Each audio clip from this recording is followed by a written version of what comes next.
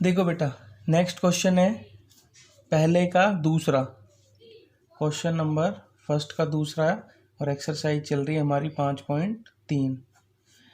Question है 8 3 - 2 dash dash dash 22 पदों तक योगफल निकालना। ये क्वेश्चन आप करोगे जैसे मैंने अभी कराया है। इसकी कैलकुलेशन थोड़ी हार्ड पड़ती है बच्चों के हिसाब से, तो इसको मैं करा देता हूँ। क्वेश्चन नंबर 3, ए क्या दिया हुआ है, देखो सॉल्यूशन करते हैं इसका। देखो बेटा, ए क्या दिया हुआ है, 1/15। डी निकालना पड़ेगा A2 माइनस A1 से। A2 का मान 1/12, A1 का मान 1/15। एलसीएम 12 और 15 का क्या आता है, 60। 12 पंजे 60 और 15 चौक 60। तो 12 पंजे 60 तो 5 एकम 5 और 15 चौके 60, 4 एकम 4। कितना आ गया, 1/60। और 11 पदों तक निकालना है, यानी एन का मान कितना दिया हुआ है, 11। और एस एन हमको ज्ञात करना है।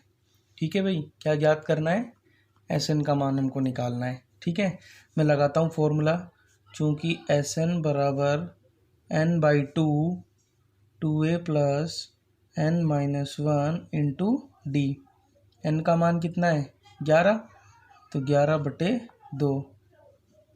ए का मान 1/15 प्लस 11 माइनस 1 और डी का मान है 1/60। 11/2, 2 एकम 2, तो ये हो जाएगा 2/15। 11 में से 1 गया तो 10, और 10 को 1 से गुणा करोगे तो 10 और नीचे 60। ठीक है भाई, यहाँ तक। देखो 11 में से 1 गया, 10 बचा, और उस 10 को किससे गुणा करेंगे, 1/60 से, तो 10 एकम 10 बटे में 60। ऐसे ही 2 एकम 2 बटे में 15। अब पहले अंदर वालों को सोल्व करना पड़ेगा, फिर बाहर वाला होगा। दोनों का एलसीएम ले लो, कितना आएगा, 15 और 60 का एलसीएम 60 आ जाता है। 15 चौक 60 होता है, तो 15 चौके 60 और 4 दूनी 8 प्लस 60 का 60 में एक बार भाग जाता है, और एक दहाई का 10। ये पॉइंट नहीं है, गलती से लग गया है, ठीक है, ध्यान रखना। कितने हो गए, 18 बटे में 60। अब गुणा कर लो, 11/2 गुणा में ब्रैकेट हटते ही गुणा आता है, और 18 बटे में 60। काटो, 6 से काट देता हूँ, 6 तिया 18 और 6 दही का 60। ऊपर कितना आ गया, 11 तिया 33 और 10 दूनी 20। इसका आंसर बेटा यही आ रहा है, 33/20। यही छोड़ रखा है, 20 का भाग नहीं दिया हुआ है। ठीक है, तो इस प्रकार से क्वेश्चन हल हो जाएगा। ये क्वेश्चन आप करके देख लेना। बहुत से बच्चे वीडियोस नहीं देख रहे हैं, तो उनसे थोड़ी सी रिक्वेस्ट है कि बेटा पढ़ाई में ध्यान दें, क्योंकि अगर क्लास चल रही होती तो अब तक 50% कोर्स हो जाता। नहीं हो पा रहा है, बाद में दिक्कत आएगी, कोर्स समय पे नहीं होगा। इस वजह से आप अपनी एक्सरसाइज कंटिन्यू करते रहो, ताकि बाद में जब इनको क्लास में पढ़ाया जाए तो ज़्यादा समय ना लगे। ठीक है, नेक्स्ट क्वेश्चन देखते हैं इसके बाद। देखो बेटा, पहला क्वेश्चन मैंने आपको करा ही दिया है, दूसरे का पहला। यह है दूसरे का दूसरा, 7 प्लस में 10.5 प्लस में 14। नहीं, पहला क्वेश्चन नहीं कराया है, कराता हूँ मैं। क्वेश्चन नंबर 2 है। क्वेश्चन नंबर 2 का पहला क्वेश्चन है, निम्न का योगफल ज्ञात कीजिए। ठीक है, पहला कंप्लीट हो चुका है, ये दूसरे का पहला है। निम्न का योगफल ज्ञात कीजिए। एपी आपको दी हुई है 3 + 11 + 19 प्लस में 803। ठीक है भाई, ये एपी है, ठीक है ना। एपी को इस रूप में भी लिख सकते हैं, प्लस की फॉर्म में, क्योंकि 11th क्लास में इसी फॉर्म में लिखी आएगी। कोई दिक्कत वाली बात नहीं है, घबराना नहीं है। ठीक है, लिख सकते हैं। आपको दिया क्या क्या है, पहले तो ये देखो। ए का मान कितना दिया हुआ है, 3। डी का मान हमको निकालना पड़ेगा A2 माइनस A1। बेटा एक बात हमेशा ध्यान रखना, डी चाहे कितना भी आसान हो, भले ही आपको पता हो कि 11 में से 3 गया 8 आएगा, लेकिन हमेशा आपको ऐसे ही घटा के देखना है। ये मेरी आपसे स्पेशल रिक्वेस्ट है, ठीक है ना। तो 11 में से 3 गया तो कितना आएगा, 8। हर बार घटा के देखेंगे, चाहे बिल्कुल सरल हो, बिल्कुल इजी हो। और ये जो 803 दिया हुआ है, ये क्या है बताओ, एन है या ए एन है। देखो ए पी खत्म हो रही है 803 पे जाके, आगे प्लस का चिन्ह लगा हुआ है, इसका मतलब ए पी का क्या है, ये अंतिम पद है, और अंतिम पद को क्या लिखते हैं, ए एन या फिर एल। कितना है 803। ये कह रहा है योगफल ज्ञात करो, यानी एस एन निकालना है। एस एन का फॉर्मूला तो हमारे पास है।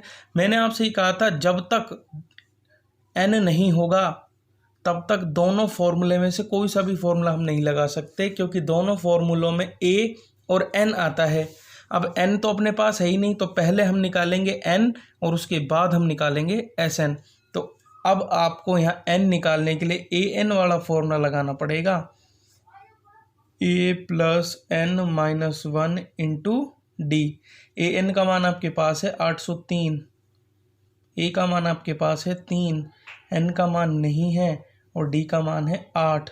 ये 3 इधर आके घट जाएगा, कितना बचेगा 800 बराबर एन माइनस 1 गुणा में 8, और ये 8 इधर आके भाग दे देंगे 800 में, 800 बटे 8 बराबर बचेगा एन माइनस 1। 8 का भाग 800 में कितनी बार जाएगा, 100 बार। एन माइनस 1 की माइनस 1 इधर आके हो जाएगा प्लस 1 बराबर एन। एन का मान कितना आ गया 101। अब एन का मान आ चुका है, हम एस एन का फॉर्मूला लगा सकते हैं। देखो भाई एन का कौन सा फॉर्मूला लगाया जाएगा, बड़ा या छोटा, बताओ। छोटा लगा दूं क्योंकि मेरे पास अंतिम पद है इस बार, वो रहा अंतिम पद, इसलिए मैं छोटा डी भी है, वैसे तो दोनों ही लगा सकते हैं, बड़ा भी छोटा भी। मैं छोटा लगाता हूँ, कैलकुलेशन आसान हो जाएगी। एस एन बराबर एन बाई 2 और ए प्लस में एल।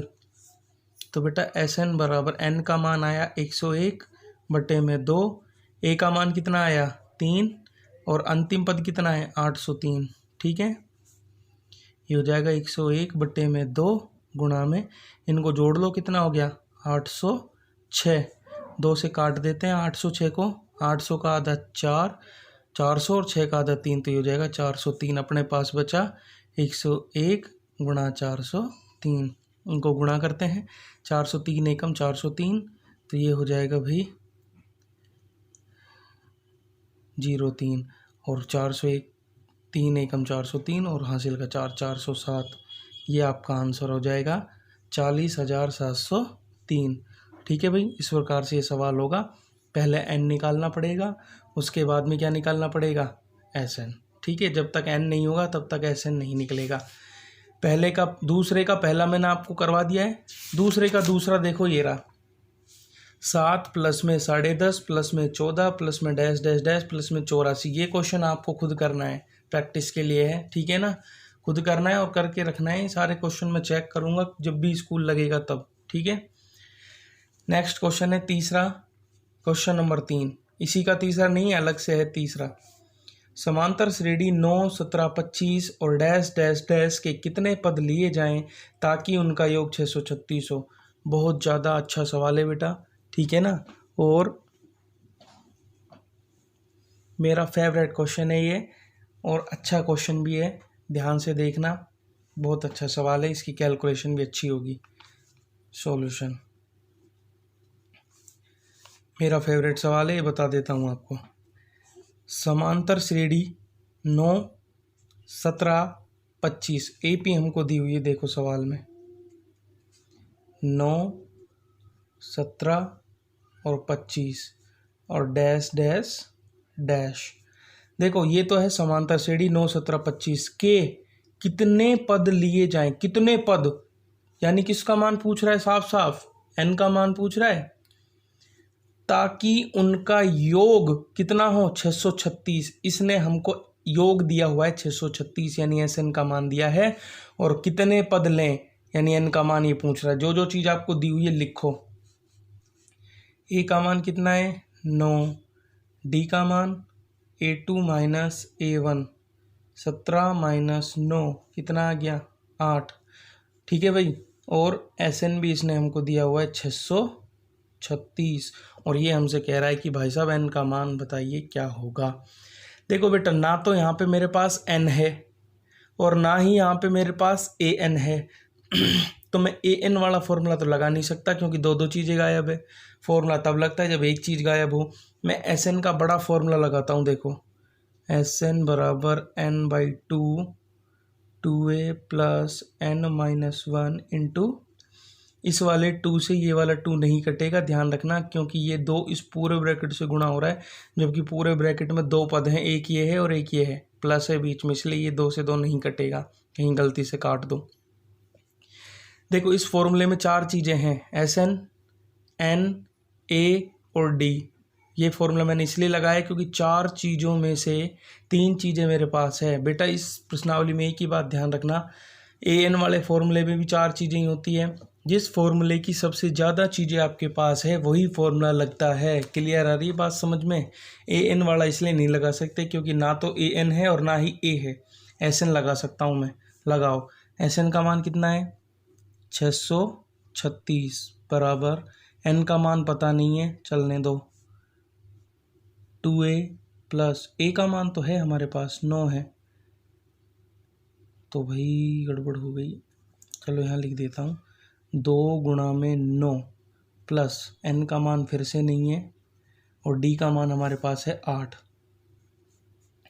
बेटा ये बटे में 2 है और ये पूरे सवाल से पूरे ब्रैकेट से गुणा हो रहा है, इसलिए इस 2 को मैं इधर लाऊंगा तो ये भाग की जगह क्या हो जाएगा गुणा, और 2 को अगर 636 से गुणा करोगे तो 636 गुणा 2 कितना होता है 1272 बराबर N, 9 दूनी 18 प्लस 8 को N से गुणा करोगे तो क्या आएगा 8N, और 8 को -1 से करोगे तो क्या आएगा -8, 1272 बराबर N।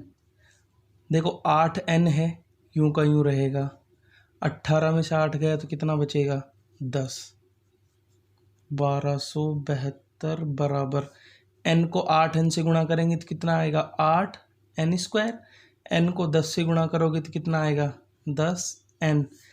मैं 1272 को भी उधर ले जाता हूँ तो कितना बचेगा अपने पास 8N² प्लस का 10N, 1272 यदि वहाँ जाएगा तो हो जाएगा माइनस का 1272, और इसकी जगह क्या बचेगा 0 बराबर लिख सकते हैं ऐसा पलटा के LHS RHS को, पूरी इक्वेशन को एक साथ, पूरी समीकरण में 2 का भाग जा रहा है, 2 का भाग देने पर, और भाग देने पे क्या आ जाएगा 4N² प्लस में 5N माइनस 636 बराबर 0। देखो बेटा एक खास बात है इस सवाल में, यहाँ एक द्विघात समीकरण बन रही है, स्क्वायर आ रहा है ना, 2 घात है तो द्विघात समीकरण, जो कि आपने आपने अभी तक हल नहीं की हुई है, ठीक है।